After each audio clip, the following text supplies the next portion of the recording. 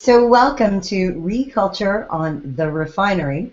This is a special refinery edition that JD and I are putting together to talk about YouTube. Why were we talking about YouTube? The YouTube interviews Obama business has happened since the State of the Union address, and it has been a story everywhere. So we have a little bit of a different perspective than most of what you're seeing in your social media and your news feeds. And so we wanted to take some time and walk through this in a more detailed way than we could do on the refinery. And by the end, we hope that you'll see things a little bit differently.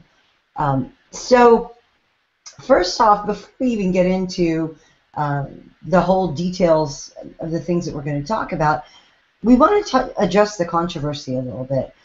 A lot of the reaction that we've seen has been over people saying that they're embarrassed by the president inviting YouTube stars to interview with him, that they're, I guess, think it's lowering the office of the president, lowering respect for the office, that we're being mocked around the world, that there's no dignity left in the office, that somehow Obama meeting with YouTube stars, one of whom bathed in cereal and things like that, are beneath the office. And there's been a very scoldy tone around the criticism, but most of it is focused on the YouTube stars themselves and their videos, and not the content of the actual interviews. And that's fair to think about that and to include that into the conversation. But a lot of people have been making much ado about it and missing a greater opportunity and a greater point that JD and I'd like to talk about. So before we do anything else, though, I'd like JD to start off with why YouTube matters. Thanks, Fishie. YouTube matters because, it's huge. At this point, YouTube is really competing for views with television, with everything. The kind of content that you get on YouTube, the kind of quality. You see full movies that are appearing on YouTube. You see series like Video Game High School, stuff that many millions of dollars have gone into. The production quality, just everything about YouTube has just bloomed into this huge juggernaut of culture, and it's accessible to everybody. It's something that you can get in 2 seconds on your computer, and you're a part of a community. And that's another thing, is that you build this relationship with the people that you watch, and that's something that has been largely ignored in most of the assessments of the president's interviews, that they really don't take into account the fact that the interviewers, I should say, that the interviewers have their own channels, and on those channels they have millions of subscribers and millions, hundreds of millions of views, and those views come from someplace. Those views come from dedicated communities of people who are passionate about the content that these creators put out. And getting to the creators side of things, it's kind of a strange dichotomy that you get with these YouTubers, because on the one hand, the democratization of media, the fact that anybody can be a YouTuber, has opened up the field to so many people, but it also has created, the ones who've gotten really successful have built their lives around this. They have actually been able to sustain a living off of being a YouTube star, and they put hard work into this stuff, and there are businesses. People are employed because of YouTube, because of their successes on YouTube, and I think that's something that has been largely ignored by a lot of the coverage of the interviews. But it's why YouTube is important. It's not just cat videos on the internet. It's not just funny stuff. It's not just he bit my finger, Charlie bit my finger. It's more than that. Right, absolutely. And in addition, it hits a younger demographic. People are moving away from television more and more, especially as they get younger. Fox News may have really great ratings compared to other non-network outlets, but they don't match network television, and in some cases, they don't match views like YouTube. And the thing is, you can only communicate with the people who are in front of you, but YouTube actually, you pull the content down that you want. So it's very self-selected. People have no problem understanding that cable networks have vast different amounts of channels, some things they like and some things they don't. What they might not really understand is that YouTube sort of works the same way. There are channels that people will find resonate with them, channels that don't. And it isn't just people getting lucky one time on a viral video. These are people who put in effort every week, week in and week out, sometimes daily, to put out content and build a community to support it. And some of them, thereby making their living doing it. It's far more complex than the cat video thing. No, absolutely. I mean, you have the top YouTuber out there, a person whose username is PewDiePie, Felix. I'm not even going to try and murder his last name. He's Swedish, and he puts out multiple videos a day, and a lot of them are him just playing video games with commentary, him commenting on video games that he plays. A lot of them are probably not what one would consider to be, this is not Downton Abbey. It's not. It's not. You're not watching Breaking Bad, but you're watching something that a lot of people find entertaining. It's very relatable and it's funny. It's stuff that his demographic hits, and he's got the most subscribers out of anyone. He's got I believe it's 14 million subscribers. Think about that. Every day, multiple videos are going out to 14 million people worldwide from this one guy, and on a video he averages around 1.5 million views. O'Reilly would be happy with those numbers for sure. Absolutely. And when you look at and that's the low end. I'm sorry, I just need to say that's the low end. Right. Because subscribers isn't the number of people necessarily viewing. It takes an extra step to actually subscribe and to gain a group of people who want to see your content on a normal, regular basis.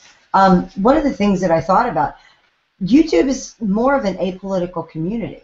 People don't go to different channels usually for politics. But if someone in the channel that they watch engages in something political, the way that these YouTube stars did with the president, that's an in that goes around the mainstream traditional media and goes directly to those people, those supporters. And the collective subscribers of the three channels was something like 11 million, I think, between the three channels of the three people who met with the president. It totaled about 1,750 some odd million views altogether combined. That's just a mind-blowing amount of views. And that's how many views that all of them have achieved over the course of time. Yes. And that's pretty impressive with just three people managing to communicate that many times to that many people. The left is going after these people.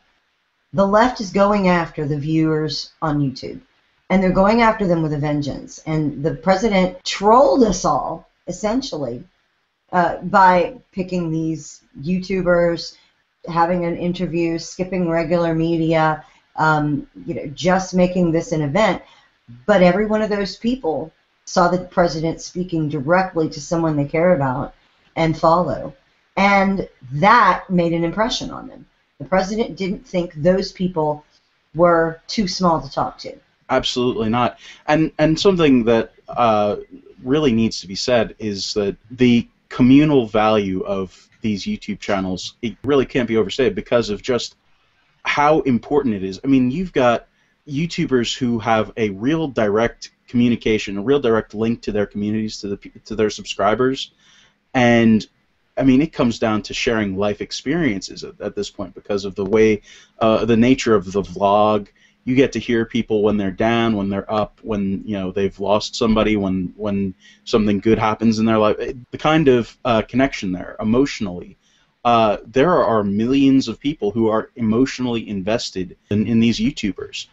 And when you are talking, when you have one of those people that you are emotionally invested in, like Glozell, who has a really connected audience, a really connected subscriber base, who she's taken with her on trips to Jerusalem. She has. I've in preparation for reading up on something that so many people did not do. I actually tried to go and investigate some of the stuff that these YouTubers have done in the past, and Glozell, who turns out to be a really devout Christian, took her YouTubers with her as she went to visit the place where Jesus was born in Bethlehem. She did all these things. There's an emotional connection. There's a real kinship that's going on between these YouTubers and their audience. So when they have these discussions with the president, I mean, it's like an envoy from you to the president. That's what Glozell was doing. She was acting as sort of an avatar of her audience base, and that's a really, I mean, it's an interesting form of representation that is more direct than these guys are ever going to feel with their congresspeople. Absolutely. And when we're talking about the reaction that people had to this event, we had people all over the right, really big names. I know Steven Crowder made a comment. I know Rob Lowe made a comment. People were making memes about cereal and bathtubs, and that was the thing they focused on, instead of on the good opportunities that we could take lessons from. I understand people being disappointed and angry and upset, and I'm not saying that it's inappropriate to feel those things, but they don't really accomplish anything. If you sit around and point at the president and say he's demeaning the office, this is not news. This is something we've experienced for years now. This is nothing new. It just happens to have different characters involved. But what we can do is look at the opportunities that we are missing and that we can take from this. Look at the lesson that we get for free from watching the White House and learn how to do it and do it better. And not inviting the same people or people even with the same interests or whatever. I'm not saying that, and we'll get to those kind of solutions at the end of the show here, but I'm saying that we need to study this and take a hint. The president is talking without media interference to millions of people. There have been 2.8 million hits on the White House video alone, just the White House's version of it. That's not to say what the other channels have done. In just a week. In less than a week, in just a few days. The president has talked to that many people without a media filter and got his message directly to them. Did he answer questions that were tough? Well, some of those interviewers did ask questions the mainstream media wouldn't ask. Did he answer them seriously? Maybe, maybe not. But that's not the point. He got to put his spin on anything that they asked directly to those people, unchallenged and unfiltered. And that's something we need to learn from. Absolutely. And, another thing that, to get back to the trolling aspect of it, I think that it needs to be pointed out that we took the bait so much on this. And, you mentioned how many people talked about Glozell and the memes and stuff. And we have gotten away from the fact that he addressed so many people so directly, and all we want to talk about is green lipstick and a bathtub with cereal in it. Like, it is beyond me that people can't look past that and see that this is a person who has an extreme reach, somebody who has the ability to communicate with so many millions of people, with her videos. It's beyond me that we can't get past this little. I don't even know this distraction that the president threw in our way. It's like, oh hey, we're going to have this YouTuber here, so everybody freak out, and we've done a great job of freaking out and focusing on the wrong thing, and it's been obnoxious, quite frankly. And we've talked about some of the stuff that was from the mainstream guys, the stuff that was in the the less mainstream areas, in the Facebook groups, in the less than public areas. It's just not been good, and it's been something that has disappointed me greatly, I'll say. Right, but we have found that there's a couple of voices out there that are thinking along the lines we are. This morning on WIBC, and Tony Katz is in the morning show, he actually addressed this, and he came down with the numbers, the numbers of subscribers, the numbers of people that the president was able to reach without media filter. He said the same sort of things that we did and agreed with us. He's got audio that we'll link in the description that you can hear when he's talking about it on the show, 2 clips. And then later in the day, we found out that Ed Morrissey at Hot Air had also kind of sort of come around to that way of thinking as well, seeing the opportunity instead of just the embarrassment. That's good news for us, to be able to see that we can differ in our opinions, but that it's not just us. It's not just the 2 of us sitting here saying, there's an opportunity here you're missing. There are some people with some, how did you put it, heft, that have, and some reach, that have talked about this and have made the point that we might be onto something with our perspective. Actually, now that you mention it, and the way that you phrase it like that, if you think of these YouTubers like a Rush Limbaugh or like a Mark Levin, except apolitical, except just in their own on their own level, not having anything to do with politics, just having to do with them. I mean, we've had YouTubers who have mentioned a product, and that product, it's like a mini Oprah. It's that kind of effect, where you have somebody who receives that endorsement from a YouTuber, and it works because they have a really large base, and they are able to say, hey, if this is something that I appreciate and this is something that I like, you should like it too. Check it out. That is incredibly influential, and something that we have ignored. Think about how many people that Rush reaches each day, and how many people these guys reach multiple times a day. Just think of how few people on the right that have that kind of influence do that on a regular basis. I can think of a handful, and those are people that I respect and admire and like, and they bring notice to other people. But we don't even do that very well on the right.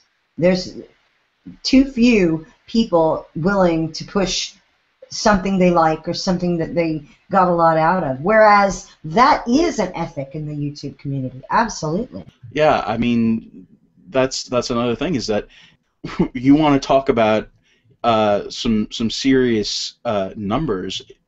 You have a lot of these YouTubers do crossovers, do collaborations. So imagine what happens. What are you going to talk about if you have if you have Bethany Moda on your YouTube channel, and you just invite her over and you're going to do something? What do you think you're going to talk about? Do you think you're going to talk about nothing, or do you think you're going to talk about the fact that she freaking interviewed the president? I mean, I'm pretty sure you're going to talk about the fact that she interviewed the president. And that is another, that's another layer here of reinforcement of what went on in the interviews. I mean, that's huge, and the kind of exposure is magnified. It's a huge multiplier that we're talking about here. Well, and I think we should be helping people understand YouTube a little bit better with this, and in doing so, I know that you have some favorites or some people that you recommend that we watch and learn from and look at. Tell us some of your favorites, some of the people that are remarkable in YouTube, whether they're political, apolitical, what? Yeah, this is something that it's been very important to me for a long time. I wrote about this a couple of years ago, and I've been meaning to get back into it. Uh, there are a lot of YouTubers out there. There's a huge amount of diversity on YouTube, and it's not just comedy. It's not just people swimming in bathtubs with cereal in them. You actually have some really interesting science. Uh, Videos, channels dedicated to science. Hank Green, who is in the first person to interview Obama in the White House interview, he has a science show called SciShow. He was a chemical engineer, and he does a talk show that's all science based. He has a channel that's dedicated to information about science, and I mean that's a great thing to go and check out. I'm subscribed to the SciShow. If you are looking for something that is a little bit more conservative friendly, maybe, I mean, because obviously our audience is not going to be the biggest YouTube audience ever. You could look at somebody like, a Julie Borowski. She's got videos that are maybe a little bit sillier, but also are to the point when it comes to conservatism and to libertarian politics, conservative politics. It's something that hopefully you've seen already.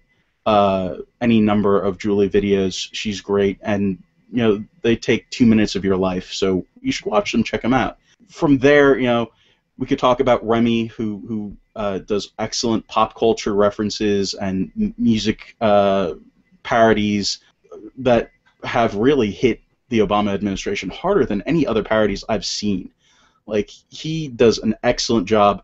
He's talked about the NSA, he's talked about Obamacare, he's talked about all sorts of different things, and with him and Julie, this is something that's really criminal, is that we haven't. These are our guys. These are the guys on our team, and we aren't supporting them anywhere near enough.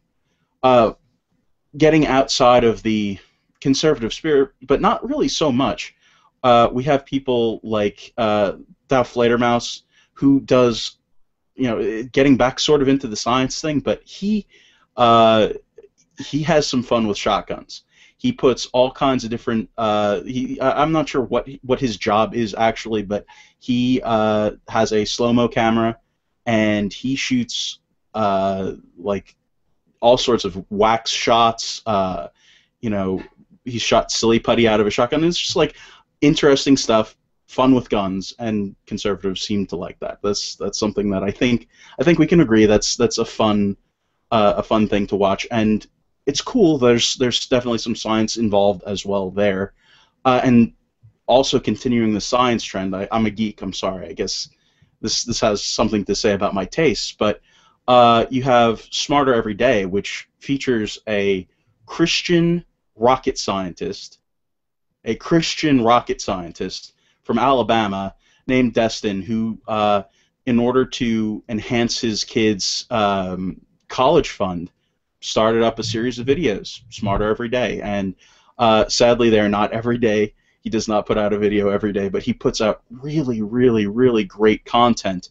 And I've talked about this before in other places, but he actually had a excellent video about the Second Amendment, about the First Amendment, and what you can do legally with your gun. With in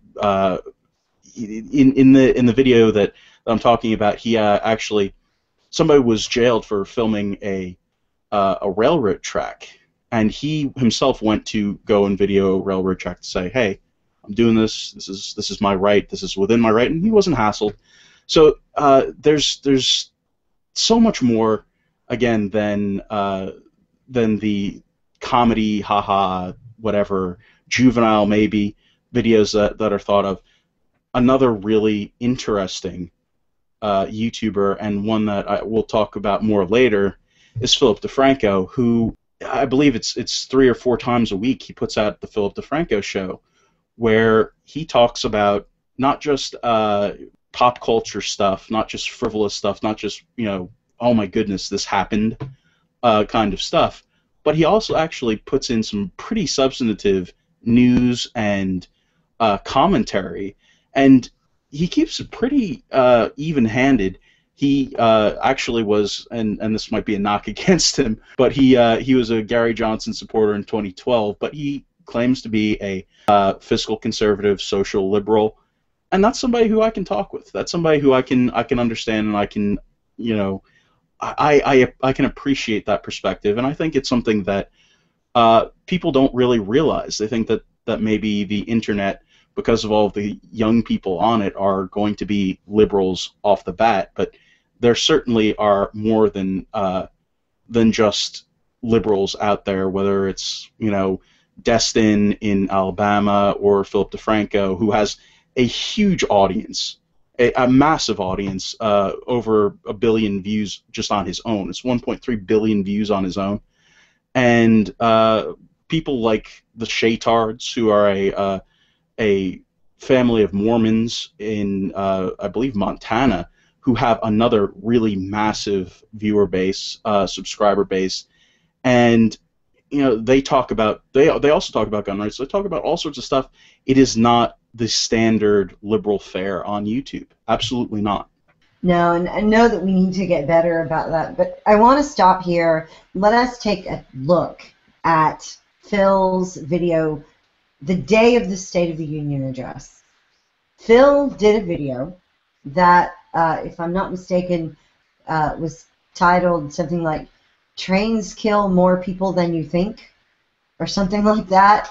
Yeah, okay, so that doesn't sound political at all, right? Phil is just putting out a video that the title tells you trains and people dying, and that's all you know from the title.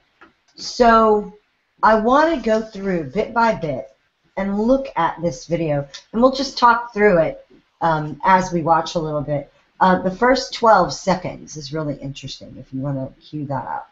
Sup, nation, it is Tuesday. My name's Philip DeFranco, and let's talk about some news type stuff and things. And nation, the first thing I want to talk about today is Greg Plitt. He's an actor, model, and Bravo TV personality who died Sunday after he was hit by a train. So you can see that after just 12 seconds, Phil has done his intro, has his start branded, and he's ready to talk. Phil is already moving into the subject matter he wants to talk about, which is trains.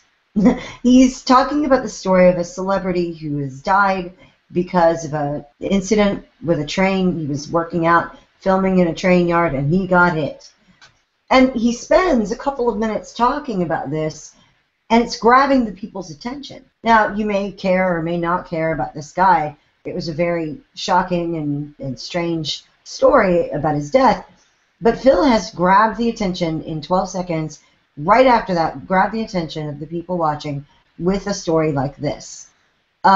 People watch that, and then he moves on to the next segment, the Today in Awesome segment. And from there, I want to share some stuff I love today, and Today in Awesome, sponsored by HostGator.com. HostGator.com, of course, a fantastic place if you've been wanting to make a blog, do something business, make a sexy time gallery place. They have super easy website builders, one-click WordPress installs. My personal stamp of approval is I love and trust them so much I use them for SourceFed.com. And if you do decide to make the smart move, use coupon code PhillyD for 30% off. And the first bit of awesome is from YouTuber Roman Atwood, who, it's described as a prank, but it's really just a bit of awesome that we would all do if we had the time and or money. And that is, he turned his entire first floor into a giant ball pit. Also, for those of you going, well, I have some money, how much would it cost? There's actually a site for that. I'll include the link down below. Not a sponsor, just a bringer of happiness. And there was some other YouTube awesome, but not from a YouTuber, but instead a Shaolin monk, who broke his previous record by running 394 feet on water. Asterisk, he's also running on thin plywood planks that are floating. It's amazing to watch. Almost as amazing, the first person awesome of watching Martin Sonka race at Red Bull Air Race. Just a butthole clencher. Then in video game awesome, I didn't even know I wanted. After being teased over the weekend, Call of Duty released a trailer for its new Exo Zombies mode, and it is amazing. I will say that even though people have given the Call of Duty franchise a ton of crap for repeating a bunch of stuff over and over, it is also true that no other video game has ever allowed me to be John Malkovich or Bill Paxton killing zombies. Something I previously didn't know I wanted, but I have to have now. And then of course the last bit of awesome, as always, are our secret links of the day, so if you want to check those out or anything else I shared or talked about today, links as always in the description down below. So if you've noticed in Today in Awesome, in just about a minute and a half or so, Phil has told you his sponsor and walked through 5 stories or links or ideas, things that he wanted people to know. This is just stuff that he wants to share, things he thinks you need to see if you're in his audience. The ball pit story, really quick, he hits that. The monk walking on water, that was kind of interesting to him. The air race, it was just a few seconds on the screen, but there you go. Then a Call of Duty reference, and then his secret links. That's 5 different things. And he provides more information in the description.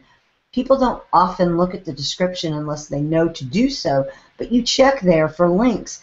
Phil is all about sharing and giving information that you can look at and follow up later on. He's not going to talk about anything that is not in the description. It's a value of his, and he does it every time. So in just a few minutes now, we're up just now to 3 minutes and 20 seconds.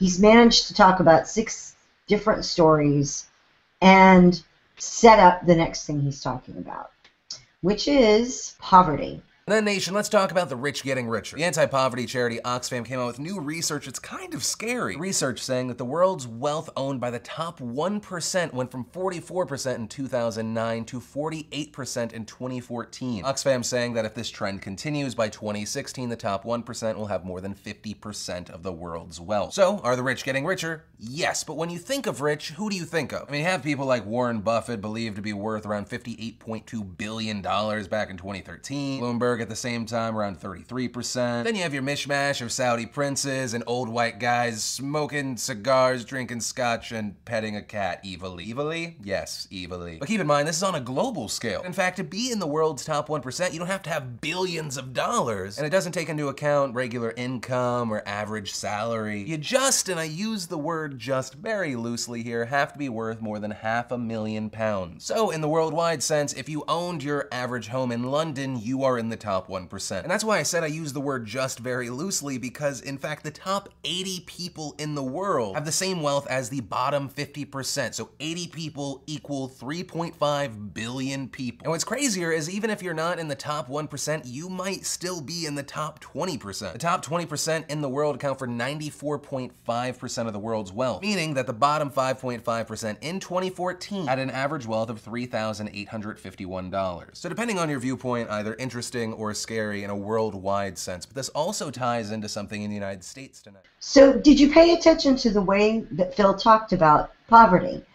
He's talking about, are the rich getting richer? What makes up the rich? When we see poverty memes and 1% and Occupy memes on the internet, we usually just see slogans. Phil's not having it. Phil is going to talk about how many people that takes to make up 1%. If you do it on a global scale, it's an insane number of people that are 1% of the population, and how much wealth they might have relative to others. Phil is not taking the simple answer here, and he's challenging his audience to look deeper at the issue. He's got links, but he's also describing the statistics that he's seeing in the report. And then he gets to about 4 minutes and 50 seconds in, where he's leading into the State of the Union. And that is, the State of the Union will be presented by President Obama. Now, while most of my joy from this event comes from screen capping moments where Boehner or Biden look like they're laughing or bored or about to sleep, it is also about the issues, aka setting up the 2016 election. And that's why it's being reported that a big part of the State of the Union is going to be based around income inequality. To help out those who are believed to have not been given chances before, Obama recently announced, and will most likely bring up again, his new initiative to offer 2 years of tuition-free community college to all students willing to work for it. It's believe that this will cost around $60 billion in the next 10 years. We're a nation built on loans, IOUs, and whoopsie daisies. Where is this money coming from? Well, the president says he has a plan to raise $320 billion over the next decade, and that would revolve around taxing the rich. Reports saying the plan to raise taxes would eliminate what advisors called the trust fund loophole, a provision protecting hundreds of billions of dollars in inherited assets from taxation every year. Also, banks with assets greater than $50 billion would be subject to a new fee. The plan would also raise capital gains tax for couples with annual incomes greater than $500,000 to 28% from 23.8%. And since this would generate far more money than is required for the 2-year college plan, the changes would finance tax breaks for middle income earners, including a $500 credit for families in which both spouses work, increased child care and education credits, and incentives to save for retirement. So Phil, when he's talking about the State of the Union, In just a few seconds, see if you notice this, he's talked about the free community college education costing $60 billion. Did you catch that? That was pretty interesting. Do you know anyone in the left media who's talking about it that way? I don't. Scott Pelley. Scott Pelley's not going to be talking about the actual costs of free college. No. So Phil doesn't let them get away with that either. And he goes on to say, well, the president's decided to raise money in these areas, and he shows specifically trust funds, capital gains, things like that. And the president's saying that he's going to take those things and apply them to tax breaks for child care and for investment, incentivizing people to invest, and for, what was the other one? Working families, that sort of thing. And then Phil, after explaining it, tells you this. And all in all, I think what it boils down to is Obama's not going to be able to get this through now. It's definitely not getting through Congress with the Congress they have now. And for the most part, I think it's political positioning for whoever runs for the Democrats in 2016. But then again, guys, it's 2015. Anything could happen. Maybe both sides could just, like put party politics aside and actually work together. That's not true. But it does beg the question, do you think that this is a good idea? Yes, no, do those who have pushed forward ahead and have achieved things help the next generation through, or to higher taxes on those who have accumulated that wealth through, let's say, starting companies, de-incentivize them for doing so? I'd love to know your thoughts. Political positioning for the Democrats in 2016. We talked about trolling with the president doing YouTube interviews. The president was trolling America with the State of the Union address, and there are several articles that have recognized that, including Jazz Shaw's that we talked about on the refinery last week.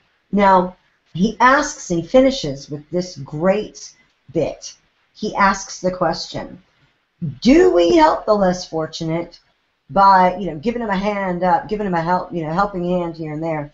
Or does a person who works hard and earns their own money and makes their own way get to keep what they earn? Is it de-incentivizing them to take that stuff away? Do you hear that discussion anywhere in media? No, you don't. But Phil is making sure that he's covering all of those aspects, not just giving you one side, the left spin. He's challenging his audience to think harder about it. He asks for comments about it. He wants that interaction. So he tells them to do that, to comment in the description.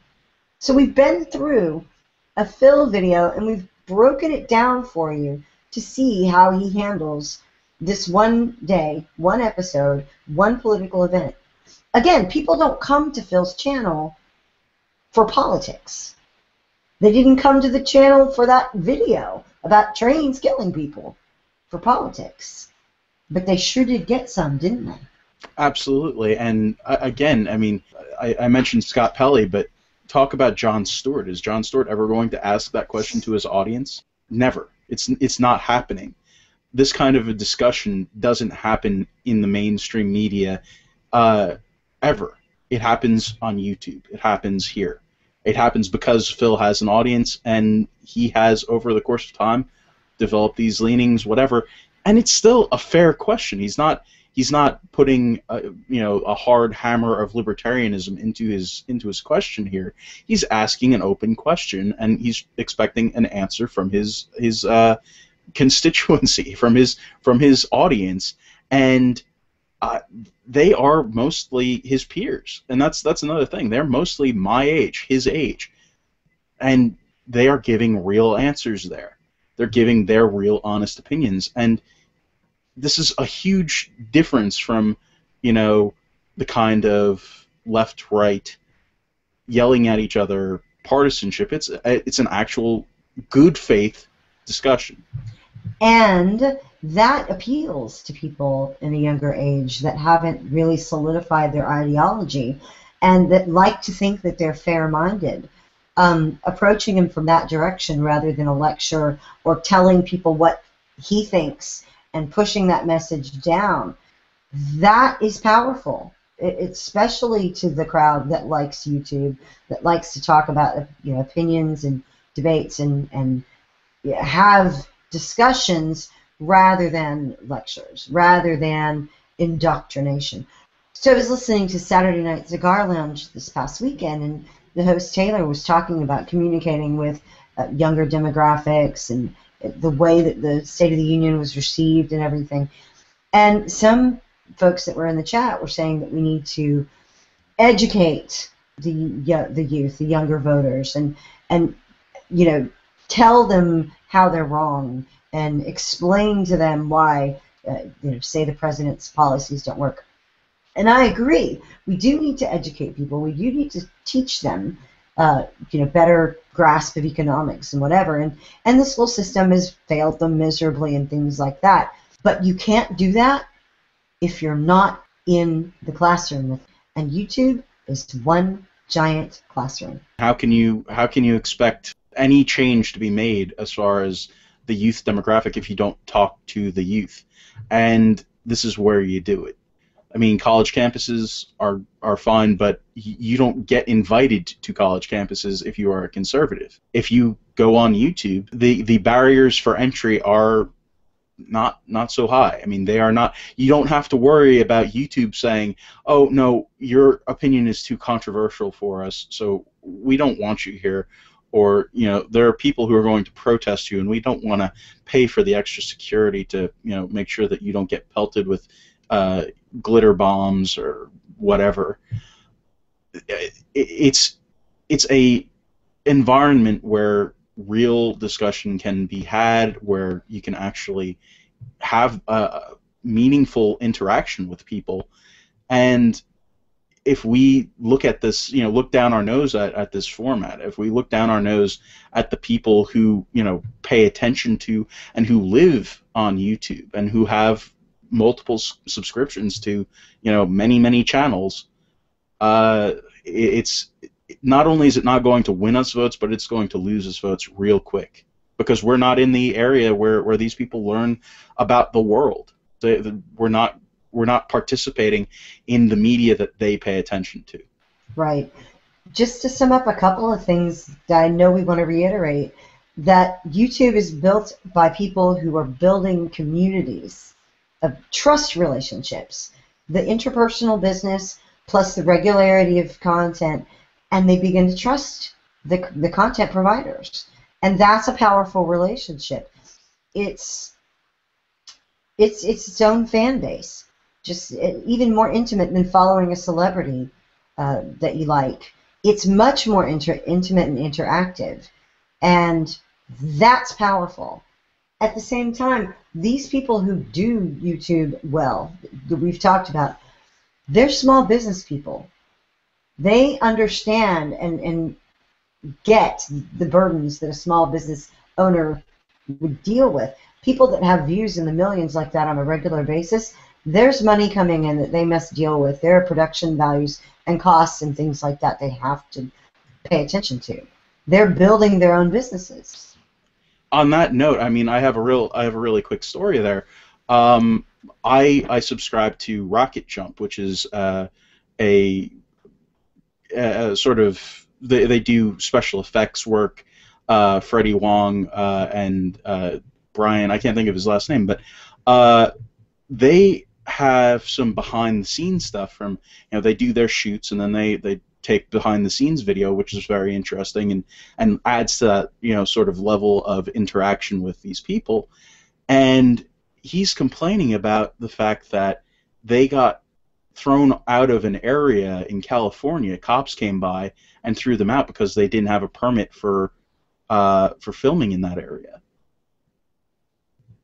I mean, right there you go. They didn't have a permit for filming in a place that it wasn't, it was open property. It was public space. They didn't have a permit, so they couldn't film. There's an angle for smaller, limited government right there. Absolutely, and it's the way that these sort of things occur, and it happens very naturally, very organically in a lot of these videos. And I can't just be imagining things when I watch a lot of these videos and a lot of these people. The First Amendment is very important to a lot of people. The right to bear arms is very important to a lot of people. You'd be surprised. how many videos about guns there are on, channels that are not the NRA, that are not the GOP, thankfully, on a lot of these channels that are, lots of people, millions of subscribers, and they are talking about conservative issues and issues that we should have a stance on, that we should be able to talk to people about. Now that it's been made, normal. I mean, now that somebody who's made it relatable is there saying, "Hey, I have a gun on my nightstand because I want that protection, and it's not, my kids aren't getting shot from it. It's there, and I know how to use it. My wife knows how to use it.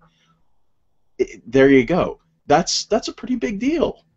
Well, and so I think to sum it up at the end, we want to talk about opportunities for GOP candidates, for the RNC, for conservatives in general, but specifically candidates, especially going into 2016, who are going to need a bigger new media footprint. We know that there are opportunities on issues. You demonstrated that. There are opportunities on issues that we can find with content providers who don't necessarily wear green lipstick. I want people to get past the green lipstick, though, but I have to keep bringing it up because it seems to be one of the things that just irritates people. There are openings and opportunities that the GOP and candidates can exploit. And I will say right here that I think the first candidate who gets that and begins to make inroads there is going to have a head start if they get through the primary. Absolutely they will. Now, that said, some of the things we know that the Republicans, we'll just say as a big category, Republicans, conservatives, need to do is start now. Absolutely, and we actually have seen some people, do that. And he's not my candidate. Please don't say that he's my candidate. I'm not. He's not getting my vote because he's done good stuff on YouTube. Rhino. But, yeah, really. Now that it's been couched, Chris Christie has done a pretty good job with YouTube. He's made it his business to be on, digital formats, and he's put out at least one really good video with him and his notorious fleece that was missing or whatever. He did that with Cory Booker and a lot of other famous figures from the tri-state area. And that was funny, and it got a lot of views, and people legitimately liked it. It was good. I guess this is less in the candidate sphere, but you could talk about the fact that Arnold Schwarzenegger, who was, again, take his politics for what they are, was a GOP governor in California. He was on with Epic Mealtime. I think it was twice, and it was pretty awesome to see him there on, in his tank, driving around a tank. He was driving around a tank and cooking epic meals on his tank like a griddle. It was, these are opportunities out there. I'm about to bust a gut because I'm thinking that Christie should have been the one on Epic Mealtime. Probably. Hey, there's still a lot of opportunity. The year is still young, and the boys at Epic Mealtime, I'm sure, would be happy to bring Chris. I can't. That concept is too awesome to not happen. But yeah, and I wouldn't put it past Chris Christie to do that. That's a smart thing to do. Another thing that I think would be a smart thing to do, and we've talked about interviews, we talked about a lot of other stuff, appearing on people's channels, but it also comes down to using using YouTube as what it is. Make your own video. Something that got a lot of people more involved with these YouTubers. I know it happened a while ago, but they still crop up from time to time. Is this phenomenon of Draw My Life. And basically what it is you have a YouTube person, or anyone really, do a little stick figure drawing of their life up until the point that they're making the video. And it's really, I mean, a lot of them are, they just are extremely involved and draw you in and make you, go through the same stuff that these people have gone through. And it builds that kind of sense of community, that sort of idea that these are actual people and that you are being entrusted to a degree with their story, with what happened, with what they went through, how they got to where they are.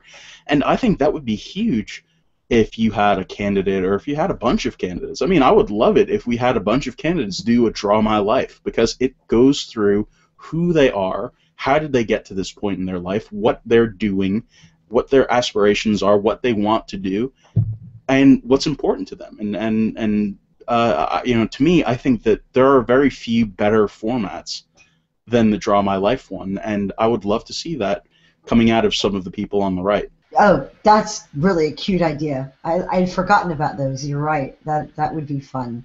And to challenge each other to do that would be really great. Seeing the whole candidate field not looking as though they'd like to tear each other up occasionally, but actually do something fun, like pass around that idea of Draw My Life or something similar. Candidate dares between each other would be fun.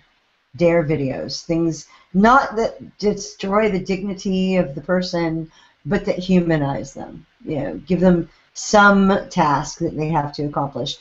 They already bet on sports games all the time, and if they did some trash talk in sports, in the coming year, that's a great opportunity. Things like that. You have to wear a certain jersey, or you have to wear a certain hat for an opposing team. They do that. Why are they not filming it and trash talking it? That's fun. People relate to that. But another thing I do think that the Republicans, the conservatives, have to do is get some professional help with videos. And when I say professional help, I don't mean the consultant class. Those guys have disappointed us time and again with the sort of content they've put out. Can anyone say stock photo images? But hiring people who are good at audio-visual things and putting together the images that they want and coming up with thematics and things, those are professionals you need. It's not enough to leave things up to some guy who's maybe his third job in the administration, the campaign, whatever, is audio and visual. You need dedicated people who are professionals and know what they're doing. I don't want to just come out and oh no, I do. I want to say somebody needs to get Emergent Order on top of this. Who in my list of good YouTube channels to follow, I didn't, somehow I neglected to mention Econ Pop, Econ Stories, I should say. I think is the channel itself. But Emergent Order has done the Cronies ads. I don't know if you've seen them, and the F.A. Hayek Keynes rap, which if you haven't seen it, then where have you been the past 5 years? 6 years? It's been a long time now, jeez. But get these guys, get people who are actually good at creating content for YouTube, and make sure that we're not doing what has been done. Like the past year on the RNC YouTube channel, I mean, they don't have very many subscribers, first off, but what they've done with their channel and the stuff that they've put out, they put out some really weak stuff, whether it's the squirrel thing. I mean, I can't even, I can't properly, there's going to be, I'll put a little clip of what it is, but it's really ridiculous. It has something to do with the squirrel. It's more embarrassing, I'm going to tell you right now, it is far more embarrassing than a tub of cereal. It is far more embarrassing than a tub of cereal. Word. Totally true. I think, unless you had some other advice for conservatives, of the official brand, I think, just a few things to reiterate to our audience, the people that are watching us.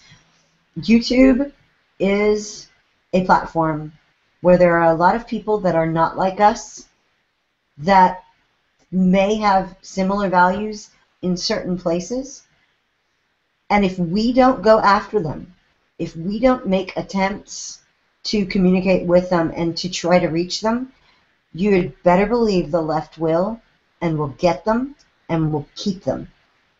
We can't afford to let the opportunity go to waste. And they have a head start. We gave them a real good lead this past week, and we've managed to make ourselves look really, really bad to a lot of YouTubers in the past week because we've been making fun of people that they respect. And for not a good reason, for really, really lame reasons, quite frankly. So. And remember, if we can't do anything about the guy in the Oval Office right now, or the behavior that he exhibits, but we can certainly learn from things that the left, the institutional left, the administration does, and we can determine to do it better and with our values intact and our dignity intact, mostly. I mean, Julie did smear sriracha war paint on her face. I don't know that dignity is Julie's highest value, though. I think liberty is. Hey, sometimes in pursuit of liberty you have to shed some dignity? I don't know. The tree of liberty should be watered occasionally with your dignity. Yeah. Well, I hope that everybody got a little bit of something, some food for thought, something to think about, and we're able to better understand maybe who's doing YouTube, how it works, and why it's so important to us. Final thoughts? Only that you should watch us Tuesday nights at 9:45 Eastern on therefineryshow.com, and make sure that you keep on watching our clips. We really like that. That's a good thing. It helps us. And please hit the subscribe button, because we're trying to build our subscriber base so that we can sort of, help get this message out. And if you can like a video, share a video, those would be really, really great things, because that's how we get more informed, that's how we educate our base, and that's how we actually, make some headway into the YouTube culture. That's right. And that is what we're trying to do. That's why we termed this Re-Culture, after the series of columns that you wrote at Free Radical Network, because culture does matter. Culture is upstream of politics, and understanding it, at least a little bit of it, at least this part of it, is important to knowing what we can do to go forward on the battlefield, in which we're outnumbered and outgunned in so many ways. This is a place we can dominate, and this is a place we can own. So we're hoping for your help to get these things that we're doing, the content we're creating out, to make people think that conservatism isn't just about emoting your politics, but it's about thoughtful, reasoned, and well-supported answers to questions of everything in governance, in self-governance, in life. So help us make the conservative movement better at messaging, at understanding the way that the world works, and give us some support so that we can continue to do what we're doing. So thanks for watching, and we hope that we will see you on Tuesday nights on The Refinery for the full episodes. Thanks so much.